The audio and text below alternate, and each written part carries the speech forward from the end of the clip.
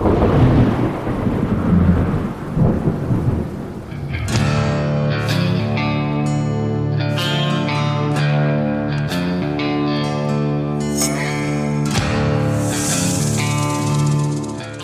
summer fast approaching, the spring winds made the prairie an enchanting place. I dreaded the coming of summer, for the heat transformed the prairie into a miserable hell. The burning sun and hot winds seemed to drain every bit of moisture from a man's skin.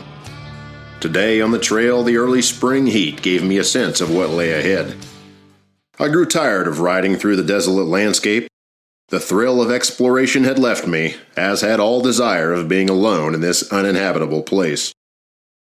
Like a caged lion prowling within the confines of my prison, an urge to seek a new kind of excitement rolled over me.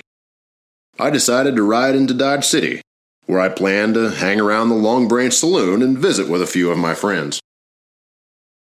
Dodge City stood at the edge of the flat Arkansas River bottom, just under the bare hills to the north. 100 yards to water and 100 miles to wood. It was a joyous little town, her means of support being 17 saloons that furnished companionship to the lonely plains rider, cowboy, and buffalo hunter. With all of its discomforts, it held embellished pleasures and overextended rowdiness. A man could find much hospitality, laughter, generosity, and fun.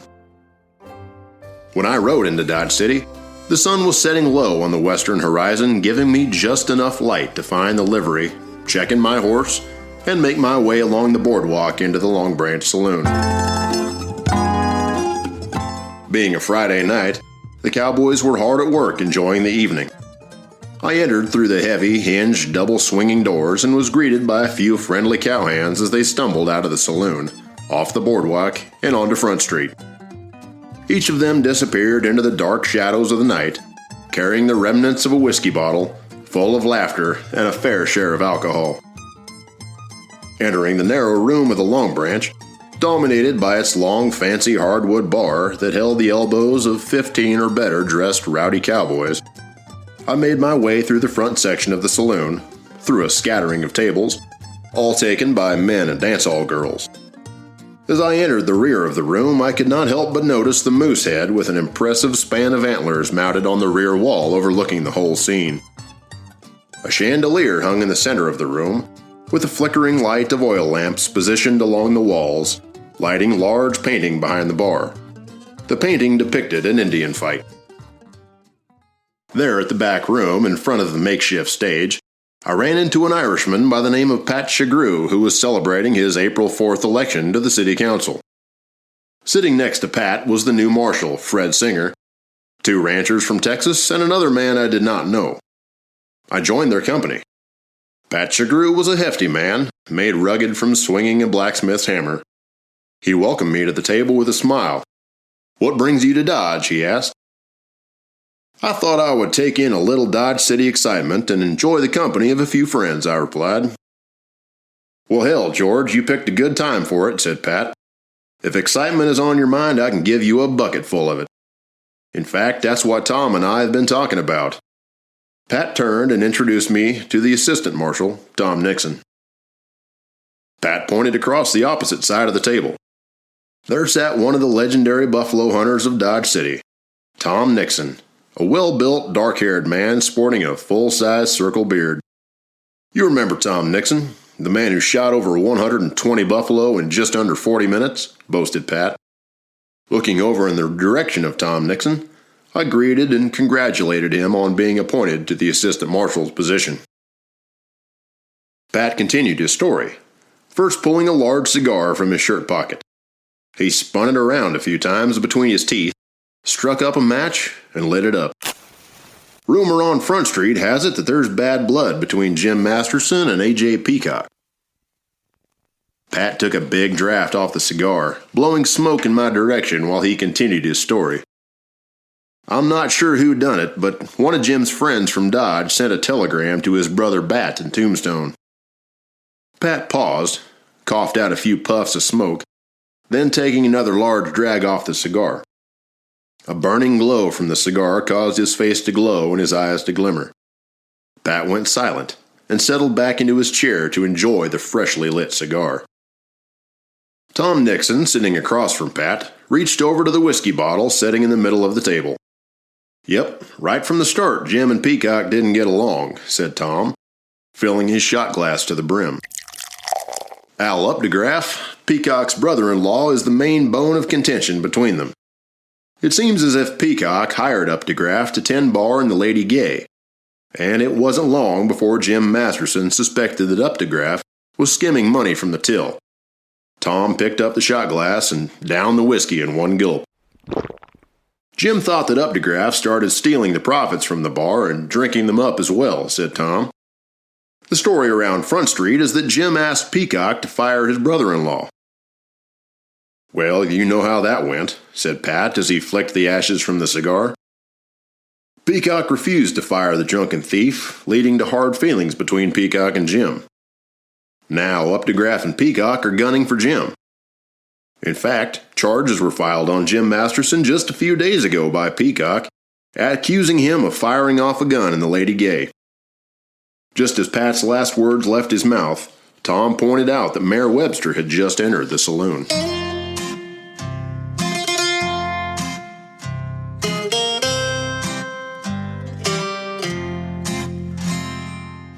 I looked over at Webster entering the Long Branch. He seemed uneasy and anxious.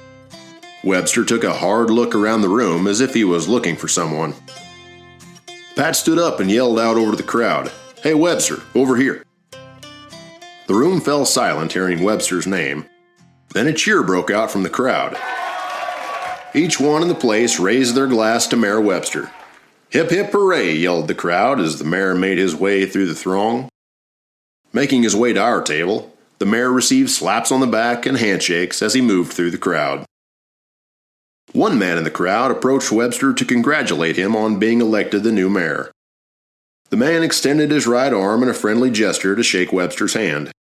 Webster immediately recognized and turned on the man. "You're the man who spreads lies about me," shouted Webster. Webster's angry voice silenced the room. Webster raised his cane over the man's head, bellowing in annoyance. "How do you have the nerve to congratulate me when you went about the town telling lies about me?" Following Webster's words, the next sound in the room clapped like a bolt of thunder. Every man and woman in the room gasped when Webster's cane was broken in half over the man's head. "You can lie about me, but never dare speak to me, even to congratulate me over my election," said Webster, who now stood over the downed man. The once silent room roared with triumphant laughter, drawing only a slight smile to Webster's face. I could see Webster's zeal fade from his eyes, leaving them cold as a winter sky. He then stepped over the downed man, holding his head in pain. He approached our table, pulled out a chair to sit beside Marshal Singer, who sat next to Pat. "That was quite the show, Mayor," said Fred Singer. "You do know how to make a grand entrance. I'm sure with that kind of entrance you'll have less complaints come your way at City Hall."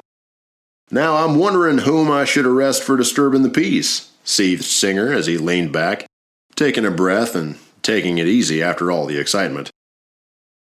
"What's the worry, Mayor? Do you have trouble on your mind?" asked Pat. The mayor leaned in close to Pat and whispered a few words. I only caught a few of them, but I was sure he mentioned Jim and Bat Masterson's names. Webster looked back into the crowd. He was searching every remnant of the saloon, as if he looked for a long-lost girlfriend. He wore a troubled expression on his face when he uttered these words. "Have you seen Peacock?" "I need to find Peacock," he exclaimed.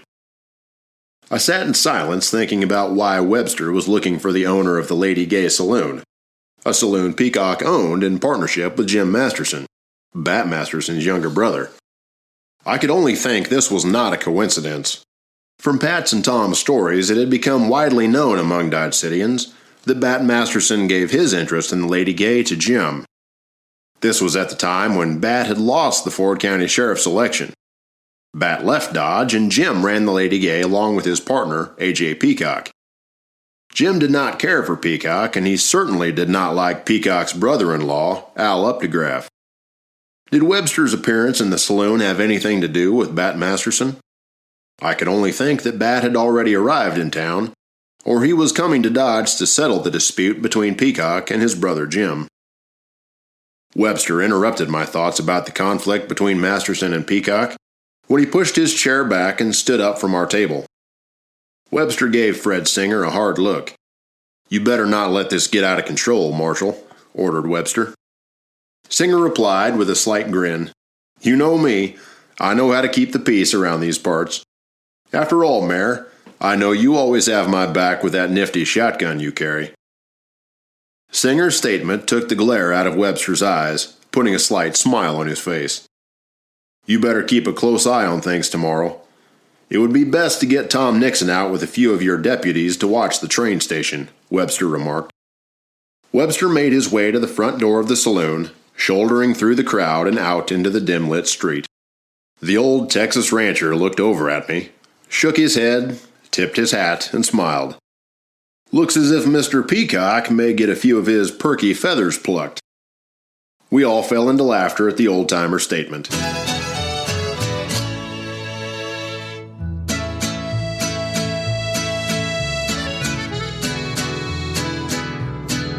The piano player picked out a new tune, laid down a song, striking the ivory keys of the hollow-sounding piano, bolstering the room with music and enjoyment. When the piano player kicked off a hearty tune, the dance hall girls moved into the makeshift stage.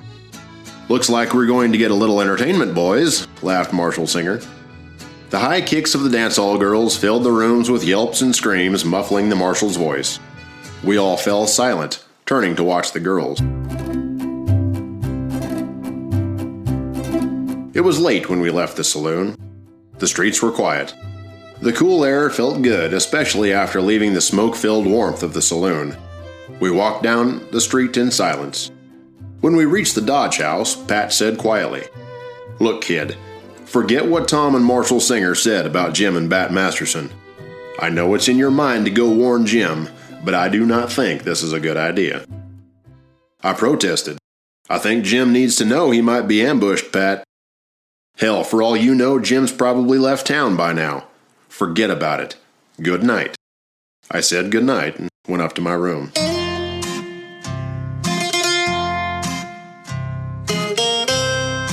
The next morning, I climbed out of bed, washed my face, and opened the window. My hotel window looked out over the south side of the tracks. The sun began to rise in the east. The sun's rays cast a yellow-orange hue across the sky. From the window, I could see the Santa Fe rails running along Front Street. The rails ran east and west through the town, splitting Front Street just about in half. On the north side of the street, about 50 yards from the tracks, were the more respectable businesses of Dodge City, including several saloons. To the south, also about 50 yards away from the tracks, were the gambling halls and the brothels. The area along the tracks in between, approximately 100 yards wide, was an open, sandy ground, known as the Plaza. The only building in the plaza was the train station.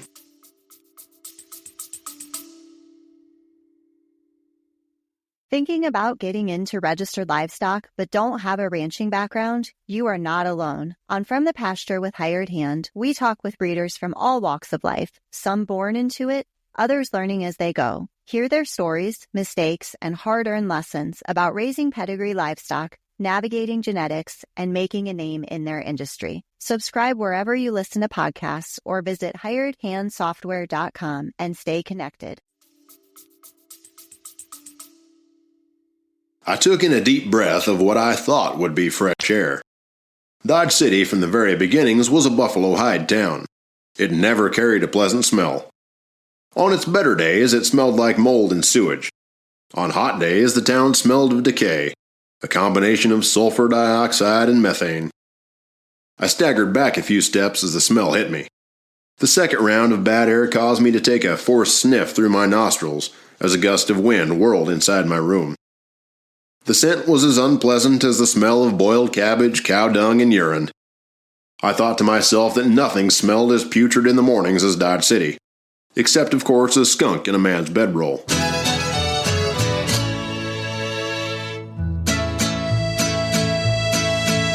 I dressed and left the Cox Hotel about mid-morning. I treated myself to coffee and breakfast at Dr. McCarthy's drugstore. The mid-morning stream of people along Front Street on a Saturday began to pick up. I could hear the train whistle as the engineer released some steam. The churning of the giant iron wheels and the clanking sounds they made as they hit the rail joints could be heard in the distance. The clanking wheels slowed down as a steam whistle sounded the train's approach. Sitting at a table near the window, I watched the passengers at the depot getting ready to board. The waiter had just brought me a fresh mug of coffee. "Hey," he said, "does that man with the derby hat look familiar to you?" The waiter pointed in the direction of the train. I looked over to the slowly approaching train. I saw a man wearing a black derby hat riding on the outside of the first passenger car. He hung on to the iron grab bar with his left arm dangling just above the tracks. It was the only glimpse I had before the man, wearing a dark suit and the derby hat, swung to the ground. I stood up and went to the entrance of the drugstore. I looked out to see if I could spot him. Once again, the man appeared. He had dismounted the train. The slow-moving train cars clattered past him. The train rolled on by and the caboose cleared, revealing a well-dressed man walking in the direction of the station. I could now see the distinct figure of this man. He walked briskly along the sand-filled plaza, sporting a black derby hat and swinging a cane. The shaft of the cane was made from black beechwood and sported a brass knob handle, notifying Dodge City of Bat Masterson's arrival. Everyone in town knew Bat Masterson by the cane he carried. The cane made him a famous figure as much as the fast and deadly gunfighter he was known to be. Bat started carrying the cane after he had been struck in the groin by a bullet. At the time of the incident, Bat had been hauling goods to Mobeetie, Texas. A jealous Sergeant Melvin King drew down on Bat when he was dancing with Molly Brennan in the Lady Gay Saloon. It seemed that Sergeant King, who was stationed at nearby Fort Elliott, had a fancy for the dance-hall girl. When Sergeant King pulled out his revolver, Molly threw herself between the two men. The first shot from the sergeant's revolver narrowly missed her and struck Masterson in the abdomen, tearing through his body and shattering his hip. King's second shot hit Molly squarely in the back, and she crumpled to the floor in a heap. Bat got off the third round. King was mortally wounded by Masterson's unbalanced quick-draw fire and fell forward over the dying dance-hall girl, giving Sergeant King the last dance of the evening. After the Mobeetie shootout, Bat used a cane while his leg mended from the bullet wound.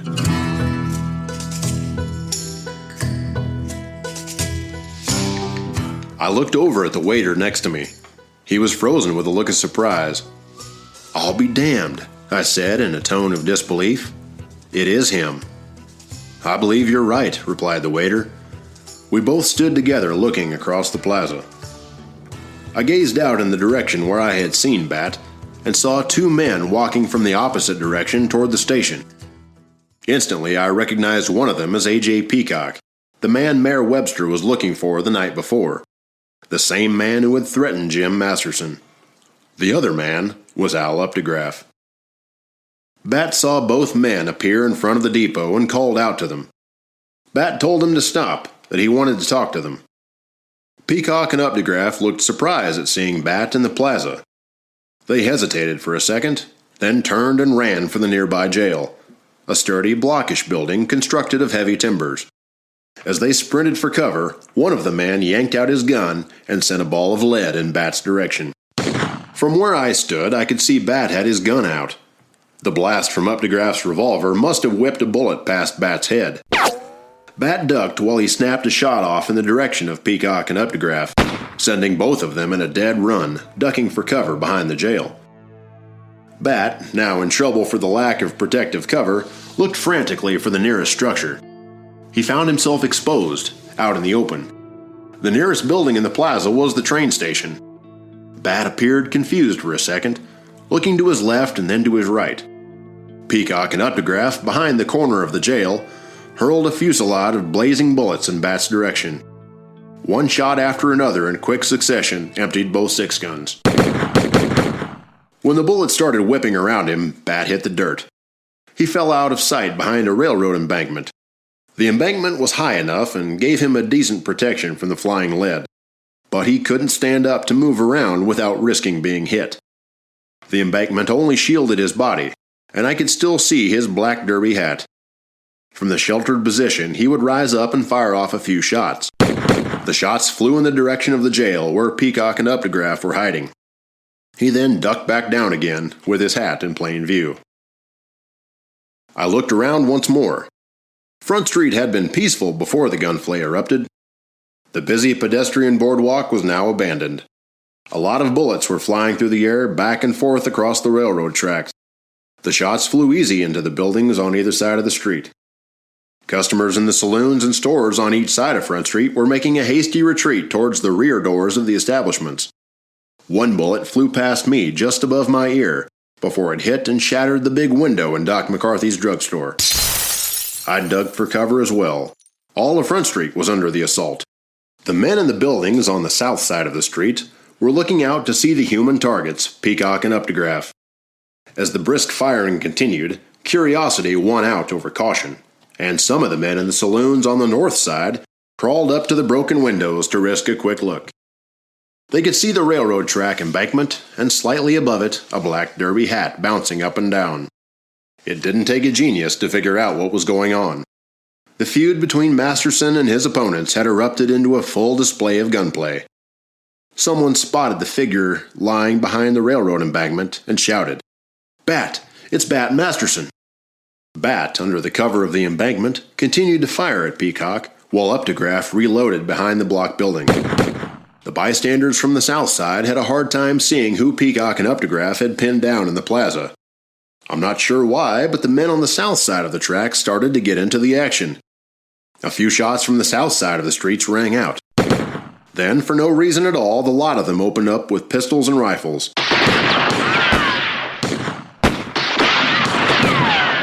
They directed their shots toward the man behind the embankment, Bat Masterson. Many of the shots from the south side began hitting the buildings on the north side of the street. The dirt in and around Bat's cover jumped as bullets hit, flinging dirt and dry grass all over the black derby hat, causing Bat to hunker lower behind the embankment. It was like a hailstorm of lead raining through the air, all within a short distance above his hat. For a short time, it looked as if this derby hat became the shooting gallery target for the best shot in town. From where I stood watching out over the water barrel, the gunfire from both sides of the street became a comedy of errors, like Bat Masterson's hat became a target. Seconds later, the firestorm grew worse as the men in the buildings along the north side of the street joined the fray. It's a good bet that most of the belligerent aggressors on both sides didn't really know what they were shooting at, but the lack of knowledge didn't stop them. For me, the avalanche of gunfire lasted an eternity as I hid behind a water barrel, with at least 2 bullet holes, streaming a stagnant water on and around me. Suddenly, a figure stumbled away from the cover of the jail, pressing one hand to his chest while the pistol in the other hand slipped from his fingers.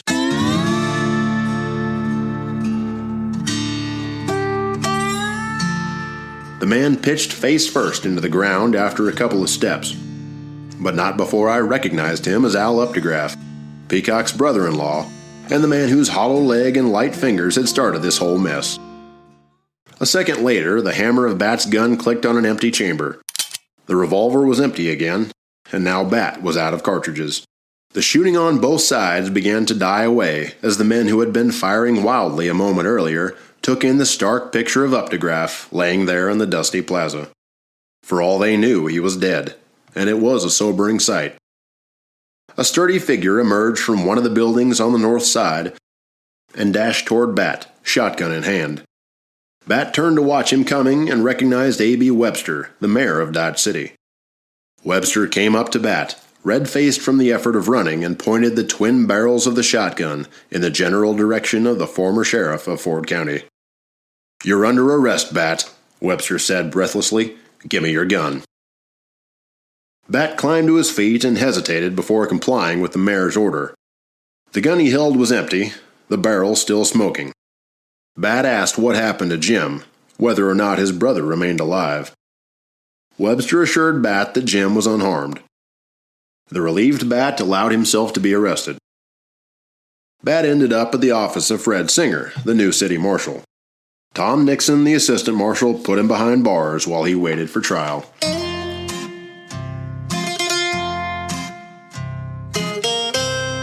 The criminal complaint against Bat Masterson stated, W.B. Masterson did unlawfully and feloniously discharge a pistol upon the streets of said city. During the hearing, the judge inquired about the health of Updegraff and found him alive and still hanging on to life. Additionally, Al Updegraff stated that Bat Masterson was not the person who shot him.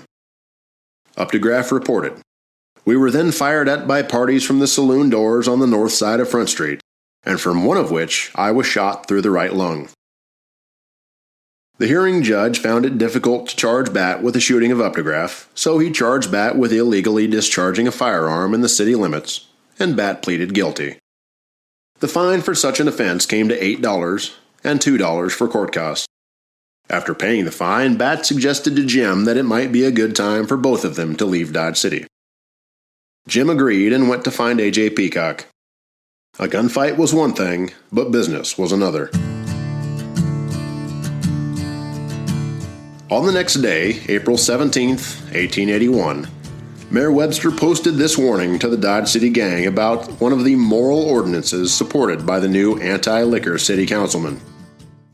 To all whom it may concern, all thieves, thugs, confidence men, and persons without visible means of support will take notice that the ordinance enacted for their special benefit will be rigorously enforced on and after tomorrow. Webster was now rid of part of the gang as he fired Jim Masterson on April 6th as city marshal, giving the job to Fred Singer, a bartender in one of his saloons. The Mastersons were forced out of town, leaving an opening for Webster to create and pass new ordinances that would soon change the future of Dodge City forever. Get ready for an unforgettable shopping experience in Dodge City. When you visit, make a beeline for Long's Incorporated, your ultimate destination for all things Western wear. Discover an amazing selection of boots, jeans, hats, and so much more, all at fabulous prices. Don't miss out on incredible deals on your favorite styles. It's the perfect time to dress up and save. Step into a world of Western spirit and heritage at Long's Incorporated, where we've proudly served the Dodge City community for an incredible 60 years. Since 1965, we've been the heart and soul of this vibrant town, delivering authentic craftsmanship and premier Western clothing that truly stands the test of time. Experience firsthand personal service that makes you feel like part of the family as we celebrate the rich legacy of the West together. Join us at our one-stop shop at 2207 Central Avenue in Dodge City, Kansas, and experience the magic of Western wear like never before. Let's saddle up for style.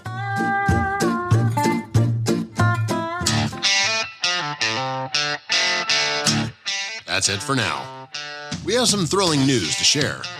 Wild West Podcast is taking your listening experience up a notch with the launch of exclusive content. For only $3 a month, you'll gain access to premium material packed with in-depth analysis and expert insights into the fascinating history we love to explore. Your support is vital in helping us uncover the real stories of the American West. Join us on this incredible journey. Subscribe today. Don't forget, you can catch all our episodes on popular platforms like iTunes Podcast and at wildwestpodcast.buzzsprout.com. Plus, connect with us on Facebook at facebook.com/wildwestpodcast and dive into our YouTube channel. Prepare yourself for an unforgettable adventure. Dive into part 3 of the exhilarating Doc Holliday saga as we encounter the legendary Dodge City. Experience the electrifying nightlife of this Wild West destination where a captivating selection of 16 saloons beckons, each bursting with its own unique flair and excitement. Get ready to immerse yourself in the mayhem of brawls, chaos, and thrilling escapades that promise to keep your heart racing. Thank you for being part of our incredible journey.